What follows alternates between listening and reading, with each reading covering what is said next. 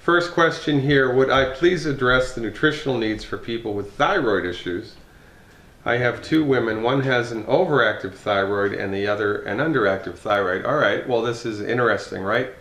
Because in the world of medical nutrition, there's this stuff that we talk about called adaptogens. Adaptogenic nutrition upregulates or downregulates body function, and it's the same therapeutic. So whether it's an overactive thyroid or an underactive thyroid, we give the body the same stuff. There's a little bit of tweakage there, but more or less we give the body the same stuff and the body figures it out all by itself. This, of course, is the fundamental message that we talk about, that your body has the ability to fix itself. We just give it what it needs and get out of the way and let it fix it. So with thyroid issues, the three nutrients that the thyroid needs are iodine, selenium, and copper. The easiest way to get iodine is from iodized salt.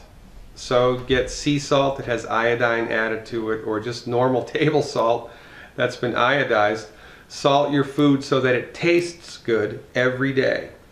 And once you start to salt your food, if you've been on a salt-restricted diet, after you start salting your food for 2 or 3 days, you'll be surprised. All of a sudden your salt tooth will kick in and you'll start craving salt.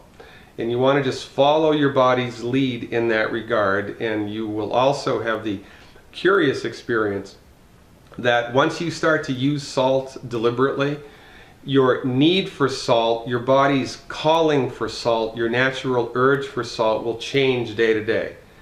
You might need to use 3 times as much salt on Wednesday as you needed on Monday just to make your food taste the same, because your need for salt changes. And once you start to dial this in, your body lets you know whether you need to use more or less salt. So just salt your food so that it tastes good. And if it tastes too salty, you've used too much. Okay, it's really pretty simple. So iodized salt is a fundamentally key thing to do here. And then we need selenium and copper. And thank God for Dr. Wallach, because we've got both of those in one supplement.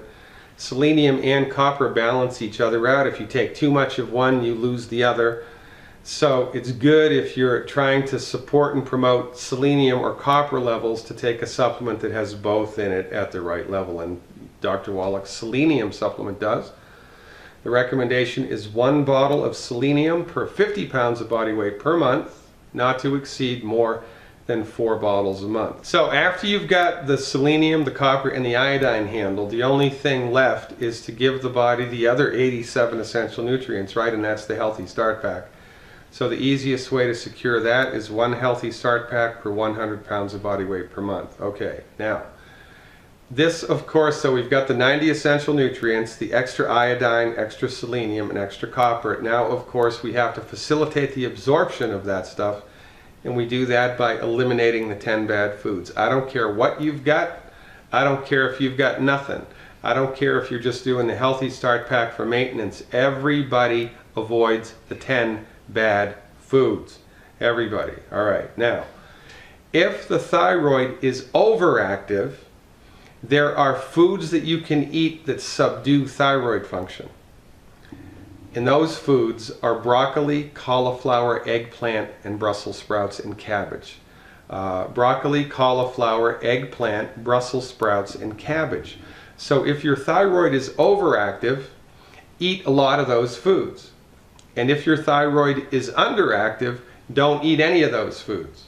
It's as simple as that.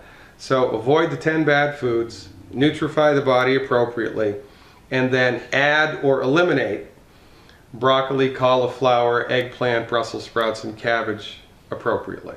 All right, now there's one last thing to do when there's a thyroid issue, and we need not overlook the obvious. Your neck has a natural curve in it. If you look at an x-ray of the side of your head, you know, an x-ray from the side, your neck has an S-curve in it. And if you've been in a car accident or fallen down the stairs or got checked into the boards too hard when you were playing hockey as a kid or whatever, your anatomy of your neck can be incorrect. The trauma could have forced your neck into a position that's not healthy. So if you have any type of a thyroid issue, go to a chiropractor, have them do a side x-ray of your neck, and see if your head's on your body correctly. See if your head's on, screwed on right? Now, if the curve is correct, you're good to go. You just need to focus on the nutrition. If the curve is incorrect, then the chiropractor will give you exercises to put the curve back the way that nature intended it. Some people, they don't have any curve at all. Their neck is straight up and down like a popsicle stick. That's called a military neck, and that's not good. Because the nerves that come to the thyroid is right here. The nerves that come to the thyroid come from the neck. So if the neck is tweaked, if it's not on correctly, then the nerve transmission is going to be messed up no matter how good your nutrition is. So once we fix the anatomical thing, the structural thing, if there is a structural thing to fix, we're good to go. After that, it's the nutrition and the extra iodine, selenium, and copper. And with a thyroid condition, you want to look to see improvement every 4 to 6 weeks. The last thing, the cherry on the cake of a thyroid condition, either to upregulate or downregulate thyroid function, either or, is the essential oil myrrh. M-Y-R-R-H, the essential oil myrrh. If you put the essential oil right on your throat, right like this, a couple of times a day and before you go to bed, that seeps into the thyroid and helps the thyroid to upregulate or downregulate depending on the needs of the body. And that's what you need to do to support and promote the health of your thyroid gland.